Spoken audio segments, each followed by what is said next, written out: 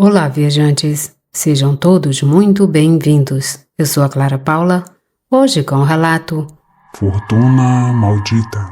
Sempre nos disseram que dinheiro obtido de forma ilícita não traz felicidade, mas comprovei isso da maneira mais terrível possível. Vivi toda a minha infância rodeada de luxo. Nunca me faltou nada. Tudo o que eu queria me foi concedido pela minha mãe ou pelo meu avô, até os caprichos mais absurdos. Minha família era dona de uma rede de lojas de roupas, com designs únicos e desejados pelas pessoas mais importantes do nosso país. Éramos uma família poderosa e bem-sucedida, de dar inveja a qualquer pessoa, sem saber que o sucesso não tem relação direta com a felicidade. A tragédia sempre esteve presente em nossas vidas. Lembro que quando eu era bem pequena, via minha avó tendo crises horríveis de esquizofrenia. Minha mãe me trancava no meu quarto para que eu não a visse, enquanto ela destruía suas roupas e gritava loucamente que eles estavam vindo buscá-la e que nós não permitíramos que eles a levassem.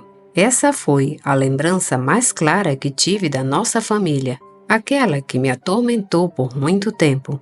Por conta disso, meus pais decidiram me mandar estudar longe, em um dos melhores internatos do mundo. Primeiro, para me proteger da presença da minha avó, e segundo, para me preparar profissionalmente em finanças, caso em algum momento tivesse que assumir o comando dos negócios da família, já que era a última herdeira da linhagem familiar. Meus 11 tios morreram sem deixar herdeiros. Todos tiveram mortes trágicas, algumas inexplicáveis e outras um tanto absurdas, como a do meu tio Francisco, que faleceu engasgado com um osso de galinha. Os demais foram 5 por acidentes, 2 por doenças e 3 por suicídio.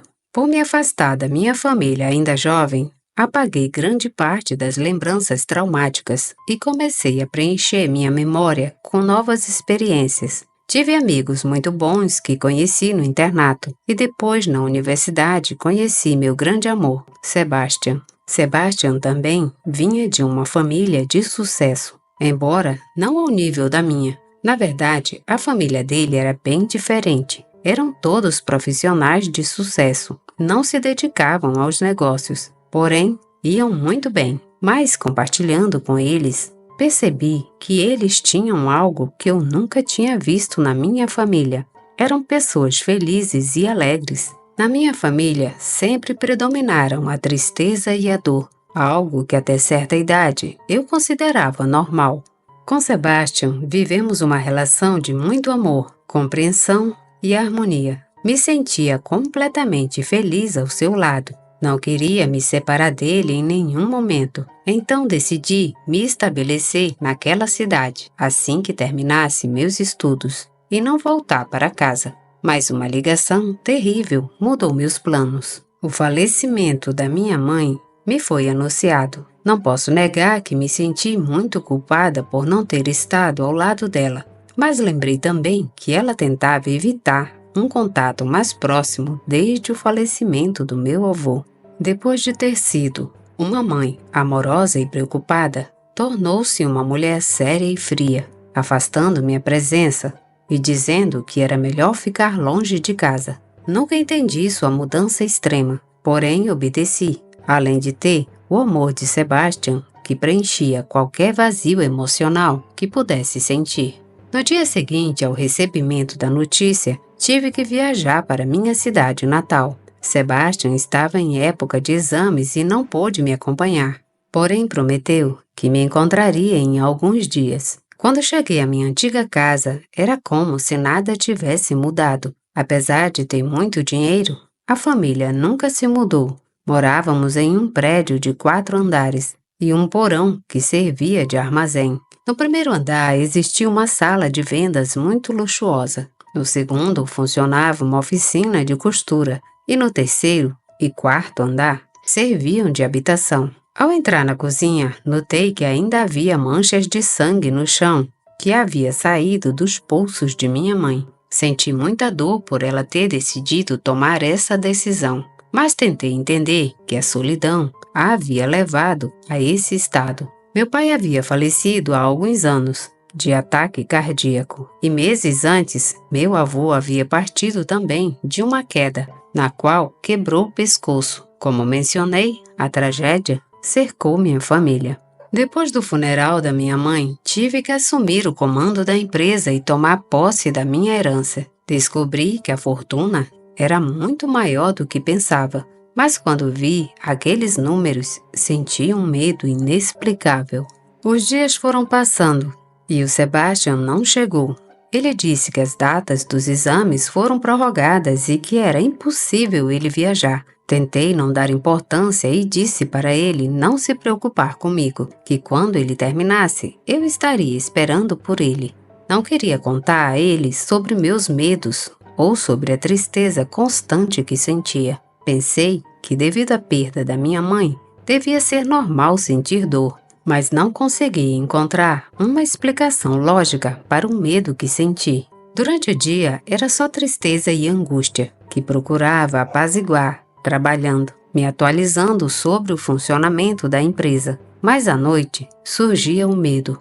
Senti que pequenos passos me seguiam por onde quer que eu fosse. Me virei sem saber o que poderia encontrar, porém não havia nada. Quando me virei, só ouvi aqueles pequenos passos correndo, como se fossem crianças travessas. Após esses passos, senti um frio intenso, como se uma nuvem de gelo estivesse passando pela casa. Liguei o aquecimento, mas ainda assim não elevou a temperatura, o que me levou a pegar uma gripe. Senti-me doente e febril, por isso atribuí cada manifestação ao meu estado febril. À noite senti alguém atrás de mim, cujos dentes batiam, como se estivesse com muito frio.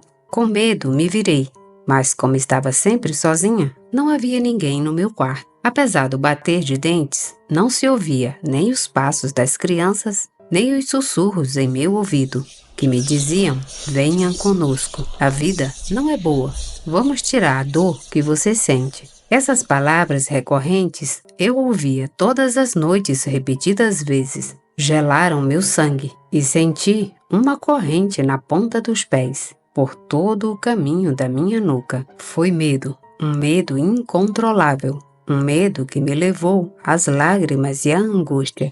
Meu coração se encheu de escuridão e perdi completamente o amor pela vida. Aos poucos perdi a motivação de viver e foi só aí que entendi o que minha mãe sentiu quando acabou com sua vida. Nem mesmo as mensagens ou as ligações de Sebastian tornaram meu dia mais brilhante. Então, segui o conselho das vozes daquelas crianças. Venha conosco, cuide de nós, vamos te fazer feliz, acabar com sua dor. Naquele momento em que eu já havia decidido acabar com minha vida, meu celular tocou. Pensei que fosse Sebastian. Eu não estava preparada para uma despedida, então deixei tocar sem atender. Porém, as ligações continuaram insistentes. Fui até ele e percebi que eram ligações do advogado da família. Atendi e ouvi o que ele tinha para me dizer. Ele me contou que minha mãe havia deixado a chave de um cofre em um banco. Achei que poderiam ser joias ou coisas de valor material, algo que não me chamou a atenção. Mas o advogado insistiu que eu deveria ir buscá-los, que esses bens eram os mais importantes da família e que o último desejo da minha mãe era que eu guardasse o seu conteúdo. Deixei meus planos adiados e fui para o banco. Eles me levaram para um cofre e me deixaram sozinha para abrir a caixa. Longe do que pensei, não havia joias, apenas documentos e um diário. Levei-os para casa para revisá-los, pois dentro daquele cofre eu estava cercada por câmeras de vigilância e isso me preocupava. Quando cheguei em casa, fiz um café para espantar o frio do lugar e comecei a analisar esses documentos. Havia escrituras de propriedades e recortes de jornais de um lugar chamado Mauthausen, um campo de concentração na Áustria. Eu sabia que meu avô era daquele país, que havia saído da Segunda Guerra Mundial. Então presumi que aqueles recortes eram do meu avô, para lembrar o que ele viveu em seu país no momento de sua fuga.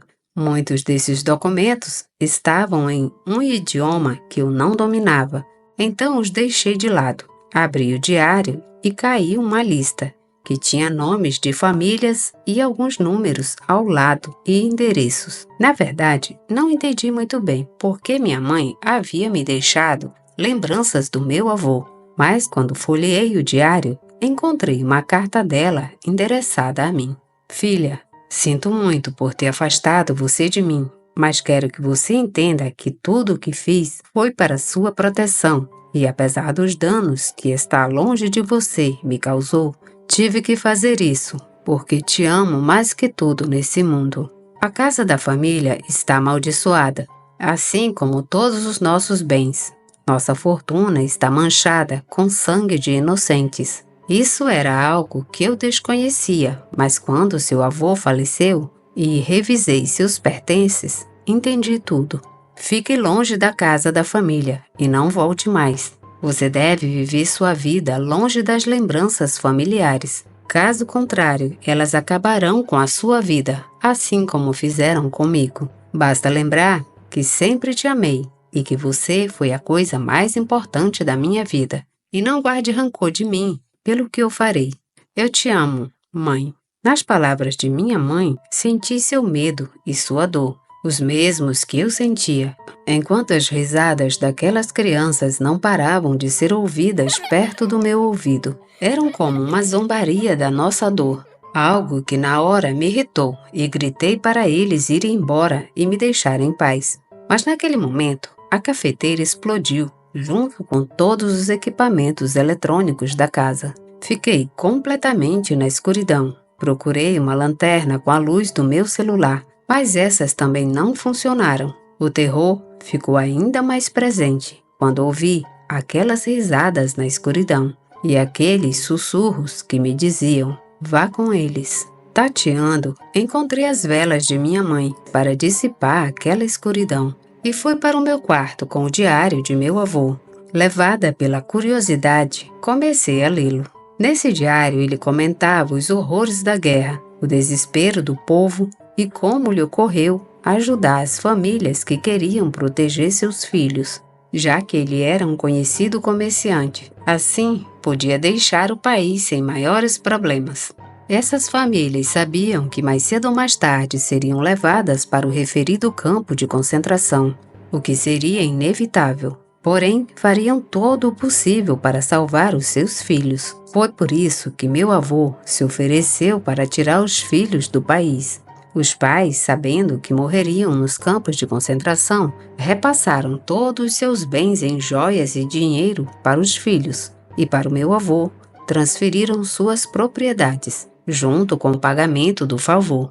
Embora o acordo fosse que, quando seus filhos crescessem, meu avô transferisse as propriedades para seus nomes, algo que meu avô nunca fez, pois eu sabia que nossa família ainda possuía propriedades na Áustria, algo que descobri através do testamento. Naquele momento em que continuava virando as páginas do diário, uma leve brisa fria pousou sobre a chama da vela. Corri para protegê-la com a mão, mas naquele momento pude ver olhos acima da chama e uma boca que soprou suavemente, extinguindo a chama fraca. Meu coração parou de medo naquele momento e senti como se uma corrente paralisante percorresse meu corpo, até que eu ficasse completamente imóvel. Fechei os olhos e rezei para que aquele pesadelo acabasse, mas quando os abri, me vi em outro lugar. Eu estava trancada na traseira de um caminhão. A porta estava bloqueada por algumas caixas de madeira,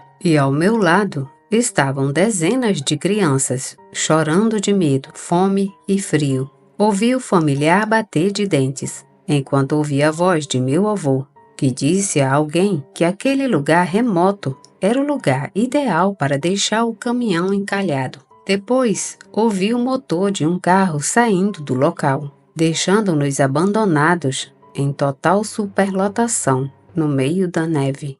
Vi o desespero daquelas crianças que destruíram meu coração.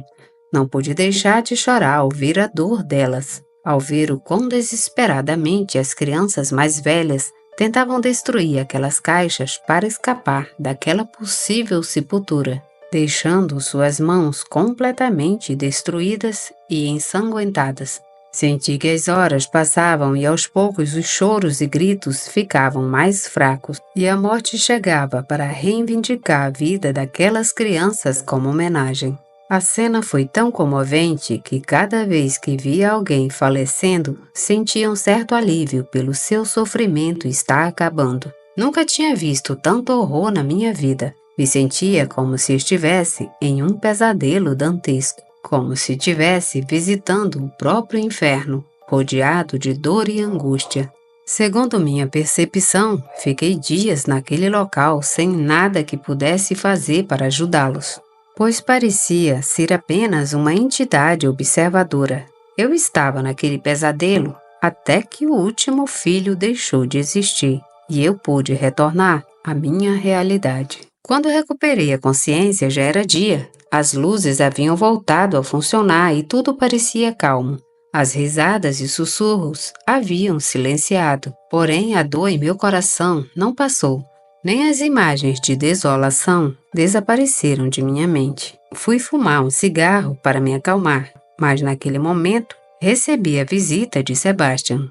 Me joguei em seus braços e chorei incontrolavelmente. Nunca tinha ficado tão feliz em ver alguém. Me senti protegida em seus braços e completamente contida. Implorei para que ele me tirasse daquele lugar. Sem fazer perguntas, ele me pegou pela mão e voltamos para nossa cidade. Agora, longe do meu pesadelo, pude pensar com clareza. Meu avô havia cometido um grande crime que levou a condenar a família a uma vida de infelicidade e infortúnio, apesar de ter tudo. Então decidi me livrar de toda aquela fortuna. Não queria que todo aquele desastre afetasse a mim ou a família que queria formar com Sebastian. Eu ainda tinha o diário do meu avô com a lista das famílias enganadas. Acompanhei e consegui encontrar algumas delas. Então consegui devolver seus bens, pois para aqueles que haviam desaparecido sem descendentes, não tive como remediar o que havia sido feito pelo meu avô. Então doei parte que lhes correspondia para o orfanato. Assim, abri mão de uma grande fortuna, porém consegui obter a maior riqueza, minha paz, e recuperar o desejo de viver com Sebastian, que me apoiou plenamente em todas as minhas decisões. Sempre se disse que o dinheiro obtido de forma ilícita se dissolve como sal na água, mas nem sempre é assim. Outras vezes esse dinheiro pode se tornar uma grande maldição, fazendo-nos compreender que nenhuma fortuna nos dá felicidade se a nossa consciência estiver podre. Agora tudo o que tenho é produto do meu trabalho e do meu esforço e aprendi a valorizar o que realmente nos faz feliz: o amor, a tranquilidade e a consciência tranquila. O dinheiro obtido através da dor de pessoas inocentes nunca nos dará felicidade. Obrigada por ouvir o relato. Se gostaram, deixem seu like, comentem, compartilhem e se inscrevam no canal. Obrigada e até a próxima viagem.